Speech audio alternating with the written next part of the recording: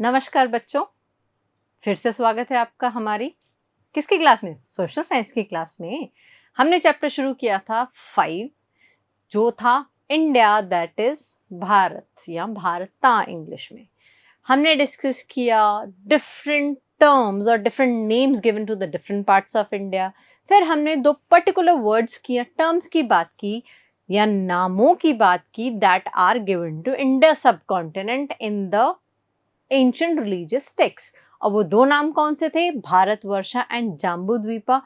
Jumbo सुनते कुछ तो याद आया होगा, इंटरेस्टिंग फैक्ट भाई, प्लम ट्री। यस। तो आज की क्लास में हम क्या डिस्कस करेंगे? आज की क्लास में हम जो भारत वर्ड का ओरिजिन था, पिछली क्लास में हमने एक दो स्लाइड्स में पढ़ा था कि भाई भारत का ओरिजिन कहाँ से हुआ।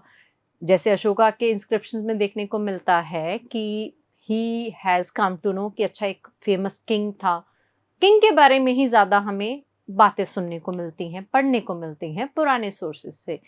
तो आज की क्लास में हम भारत वर्ड का जो ओरिजिन है, भारत का जो नाम है, वो ओरिजिनेट तो चलो हमें पता चला कि बेसिक सोर्सेज जो अलग अलग सोर्सेज हैं उनसे अलग अलग इन्फॉर्मेशन हमें मिली। तो कुछ और इन्फॉर्मेशन भारत के बारे में शेयर करेंगे और हम शेयर करेंगे या डिस्कस करेंगे जो फॉरेनर्स हैं इंडिया के नाम रखें। अब हम फॉरेनर्स की बात कर रहे हैं तो if we speak English they do speak English is well, but हम दोनों का जो एक्सेंट है, हम दोनों मतलब भाई foreigners they can be from any part of the world. American हो सकते हैं, अफ्रीकन हो सकते हैं, यूरोपियन हो सकते हैं, रशियन भी हो सकते हैं भाई, चाइनीज भी हो सकते हैं।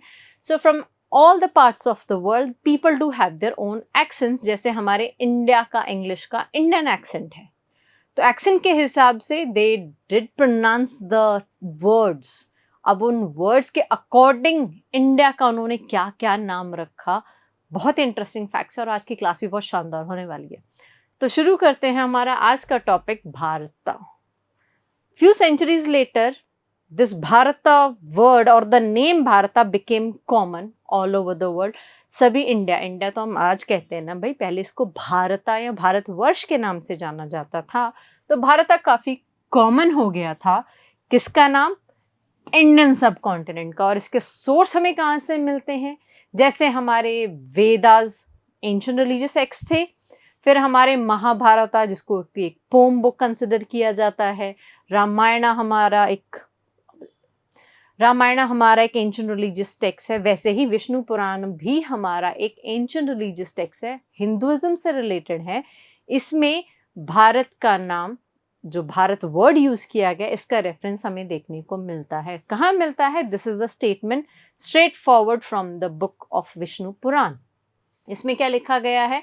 ऊपर की दो लाइंस हैं भाई संस्कृत में, जिसको अच्छी आती है they can read it and they can pronounce it. I'm not that good at Sanskrit, तो I will just read out English part. तो उसमें रेफरेंस दिया गया है कि the country that lies north of the ocean and south of the snowy mountain, कि ऐसा देश जो क्या है, नॉर्थ में उसके बर्फीले पहाड़ हैं और साउथ में ओशन है, वो क्या कहलाता है? भारता। तो इंडिया का मैप भाई रिकॉल करो, इंडिया का मैप क्या है? साउथ इंडिया ओशन में है, तीनों तरफ पानी है, ऊपर हिमालयाज हैं, बर्फीले पहाड़। So this is the context given to भारता।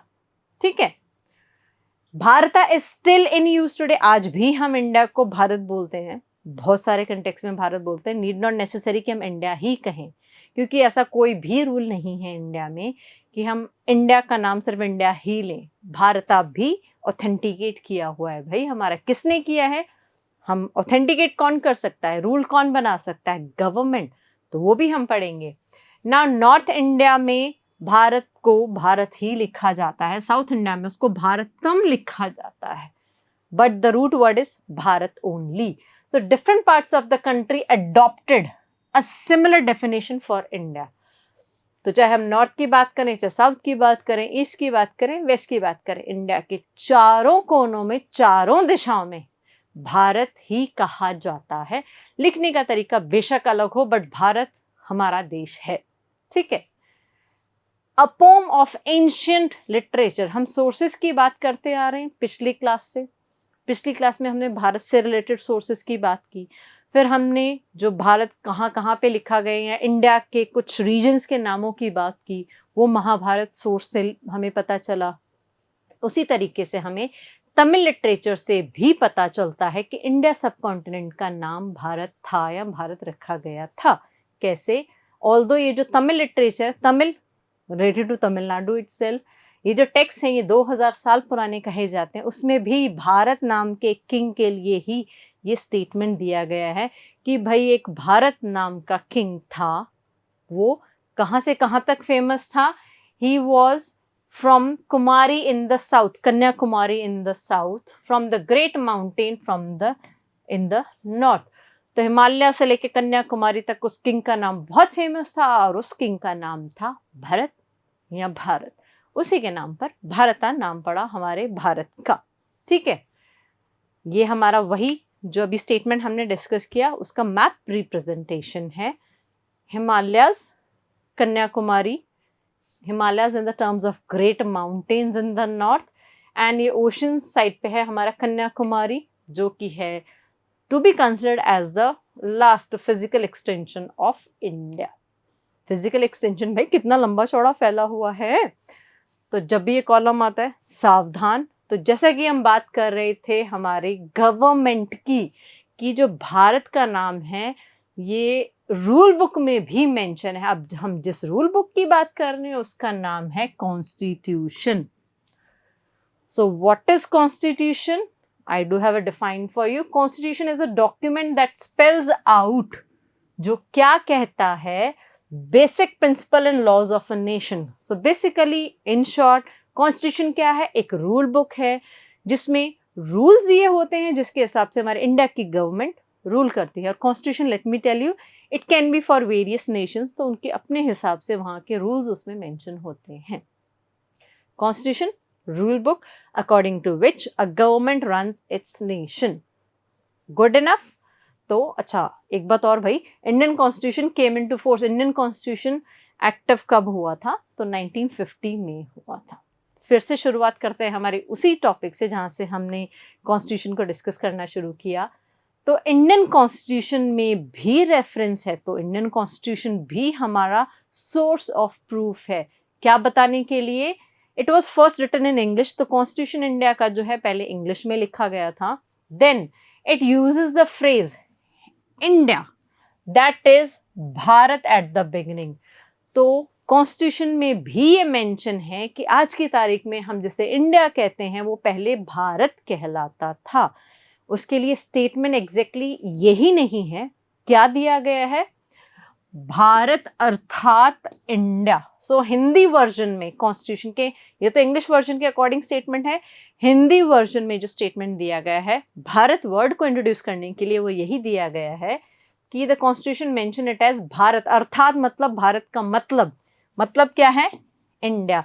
तो भारत और इंडिया दोनों ही एक हैं, दोनों देश एक हैं। कॉन्स्टिट्यूशन का डिफाइन हमने पढ़ ही लिया है, चलते हैं आगे। ये है हमारे कॉन्स्टिट्यूशन का first page, the first page of the original constitution of India, जहाँ पर से हमारे रूल्स शुरू होते हैं। हमें इंडियन पॉलिटिकल बाउंड्रीज के बारे में इंट्रोड्यूस कराया गया है। ठीक है, अब बारी आ जाती है हमारे फॉरेनर्स को डिस्कस करने की। इंडियन रूट तो हमने अच्छे से डिस्कस कर ली है पिछली क्लास में भी, आज की हमने काफ़ी सारी स्लाइड इसी से डिस्कस की। तो अब शुरुआत करते हैं ट्रैवलर्स के डिस्कशन से, पिलग्रिम्स के डिस्कशन से। वो फॉरेनर्स थे बाहर की कंट्री से। बाहर की कंट्रीज, अच्छा I hope everyone knows about Britishers. Britishers कौन थे भाई? जिनसे देश ने आज़ादी ली, जिन्होंने इंडिया को गुलाम रखा 200 साल से ज़्यादा।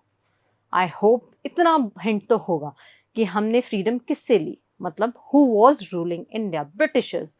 So along with Britishers, French people came to India, Dutch people came to India, Portuguese came to India, Mughal came to India, Persians came to India. हो बहुत सारे हो गए हैं। तो बहुत सारे लोग इंडिया में आए, दुनिया भर से आए। उनका सबका पर्पस एक ही था, इंडिया को एक्सप्लॉइट करना, financially exploit India and to rule over India. So who was more powerful? They sustained over here. जो ज़्यादा ताकतवर थे यहाँ थोड़ी देर तक रहे। थोड़ी देर मतलब भाई कुछ साल भी हो सकते हैं, सेंचुरीज भी हो सकती हैं।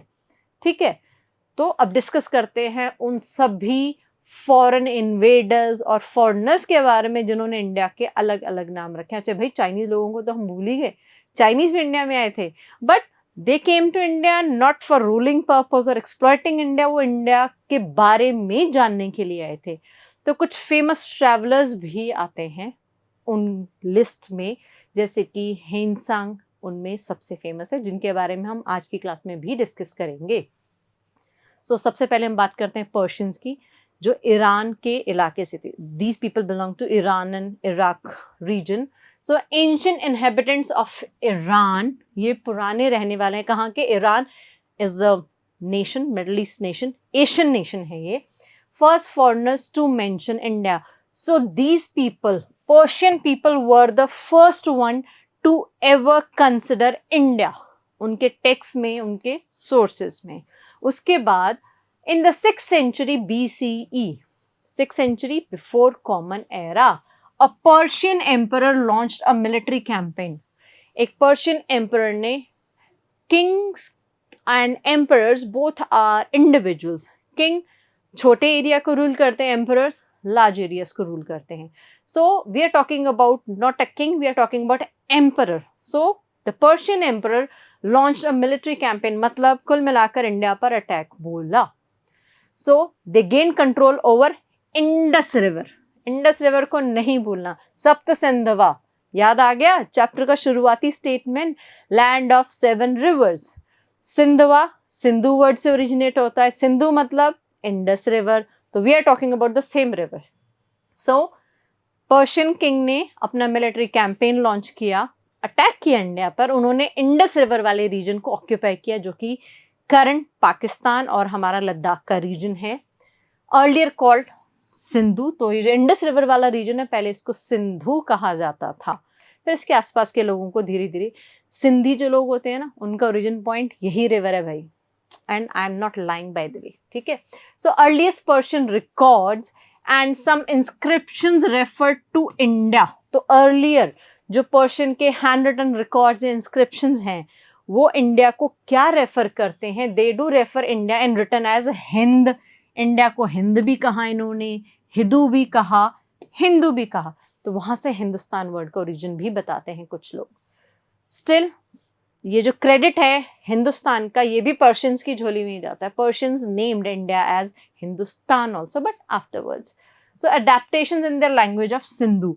तो सिंधु वर्ड को प्रोनाउंस नहीं कर पाते थे। As I said, different people belong to different parts of the world. As compare to India, their accent can be different. तो इंडिया का इंग्लिश एक्सेंट अलग हो सकता है, बाहर के लोगों का अलग। So according to their accent, they were enable to pronounce Sindhu as Sindhu, so they tried. किसी ने हिंद कहा, किसी ने हिंदू कहा, तो किसी ने हिंदू बोलना शुरू कर दिया। अच्छी इंटरेस्टिंग स्टोरी है। फिर है ग्रीक्स, इनको भी हमने अपनी लिस्ट में शामिल नहीं किया, बाकी सब गिन लिए कि ब्रिटिश आए, फ्रेंच आए, भाई ग्रीक्स भी आए थे। ग्रीक कहाँ से थे? ग्रीस से। इंडिया के लोग Indians, Greece, Greece is a nation again from Europe. Italy के पास का नेशन है, वाटर बॉडी के पास का नेशन है। तो यहाँ से जो हमारे अलेक्जेंडर का नाम सुनाओ, आपके कार्टून्स में तो बहुत आते हैं। So he was a Roman emperor basically. So Greek की बात करते हैं तो उन्होंने भी इंडिया को इन्वेड किया, एंड पर्टिकुलरली अलेक्जेंडर ने इन्वेड किया था। He tried to capture India but he was unable to, क्योंकि ग्रीस एक ठंडा देश कहा जाता है। European nations are quite cold nations, and as compare to the European nations, India is quite warm land for them. तो वो ठंडी जगह के रहने वाले, यहाँ की गर्मी उनसे बर्दाश्त नहीं हुई, so they went back. Again extra information. So based on Persian sources, ancient Greeks named the region इंडोई और इंडाइक। तो वो भी इंडिया आए, जब इंडिया पे इन्वेड करने के लिए आए तो उन्होंने यहाँ का नाम प्रोनाउंस करने की कोशिश की। So they gave the name to it Indoi, Indike, the way they wanted to spell. They dropped the initial letter, जैसे हिंदू का एच वो खा गए, क्योंकि उनके जो डिक्शनरी था, उनका वोकैबुलरी था, दे weren't having the word H. This letter did not exist in their Greek language. उनकी लैंग्वेज में अल्फाबेट्स में H लेटर ही नहीं है। So how they are going to pronounce it? So उन्होंने H को उड़ा दिया और क्या बोलना कर दिया शुरू? इंडोई और इंडाइक। सिंपल, जैसे कि सिंधु से हिंदू, हिंदू से इंडोई, इंडाइक, अपनी अपनी एक्सेंट्स चलती गई। तो let me tell you, Sindhu तो था Indian origin, Hindu Persian origin, Indo Indike हो गया हमारा ग्रीक ओरिजिन। अब कौन से हैं भाई, चाइनीज लोग आ गए। तो ancient Chinese also interacted with India. पुराने ज़माने में Chinese people do visited India for various purposes, particularly for the travelling and education purpose. तो इंडिया का एजुकेशन सिस्टम इतने सेंचुरीज पुराना और इतना रिस्पेक्टेड है कि चाइना एक एडवांस देश कहा जाता है। It is quite a modern nation current date, but still they believed in the education system of India, that the people from their nation came to India और यहाँ से हमारे टेक्स्ट भी वो लेके गए। we will read that proof also. So in several texts they refer to India as यिंतु और यिंदू। अब भाई ये यिंतु और यिंदू कहाँ से आया, सेम प्रॉब्लम भाई, they don't have the word, जैसे उनके पास H नहीं था, so this word also originally comes from Sindhu, तो उनके पास आई भी नहीं था, आई की जगह क्या लगा दिया उन्होंने, यिंतु, वाई लगा दिया, Yintu and Yindu. So Sindhu, Hindu, Indu, Yindu, 4 varieties आ गई भाई। फिर से रिकॉल करते हैं, Indian name, Persian name, Greek name, Chinese name. याद रखना, सारा कुछ भी आ सकता है एग्जाम में। सो तांजू जो है एक चाइनीज वर्ड है, डिराइव्ड फ्रॉम सिंधु, तो उन्होंने तांजू भी कहा है भाई इंडिया को, यूनिक नेम है but still. So, but it also means heavenly master. So, it is a respected word. This Tanzu is a respected word that was used to address India in the ancient time, और इसका मतलब था heavenly master. तो हमें पता चलता है कि it reflects the ancient Chinese respect for India and as the land of Buddha, क्योंकि Buddhism was the religion that originated in India, so it was a sacred place for Chinese, क्योंकि Chinese, बहुत सारे Chinese लोग Buddhism को follow करते हैं आज भी। So according to them, जहाँ पर उनके गॉड का ओरिजिन हुआ, it is their worship place. So ये चाइनीज के बारे में था। अब चाइनीज की बात कर रहे हैं तो रिमेंबर मैंने हेनसांग की बात की थी, so he is the famous personality Hiuen Tsang, but Hiuen Tsang इनका नाम बाद में पड़ा। At prior he was considered as, इनका नाम जुआनजेंग था। एक्स है I know, but in the Chinese it is pronounced as Xua, so Xuanzang. He was a Chinese traveller, formerly spelled as Hiuen Tsang, and पहले इसको वानसांग भी बोलते थे। आजकल इसको कहीं पे हेनसांग, कहीं पे वानसांग, so there are different pronunciation. As he was a foreigner for us, तो हमने भी इनका नाम अपनी एक्सेंट के हिसाब से लिया। He travel from China to India, कब आए थे, 7th century कॉमन एरा से आए थे। He visited many parts of India, he met scholars, educated people related to their field, collected Buddhist texts, Buddha की लाइफ स्टोरीज, बुद्धा के ओरिजिन से related जो भी टेक्स्ट थे, he collected them and return to China after 17 years। तो ये याद रखने वाली बात है। He came to India in 7th century and went back to China after 17 years। तो वहाँ जाके उन्होंने उन टेक्स्ट का क्या किया, these text were written in Sanskrit, so he translated them to Chinese language. So that is how Chinese do know much about the origin of Buddha, Buddhism and the concept of Buddhism. So he translated the manuscripts. Manuscripts हमेशा याद रखें, what is the meaning? Handwritten. He took back with him, he translated them from Sanskrit to Chinese, and many other Chinese scholars also came to India. That was all about the foreigners, Chinese. अब बात करते हैं हम हिंदुस्तान की।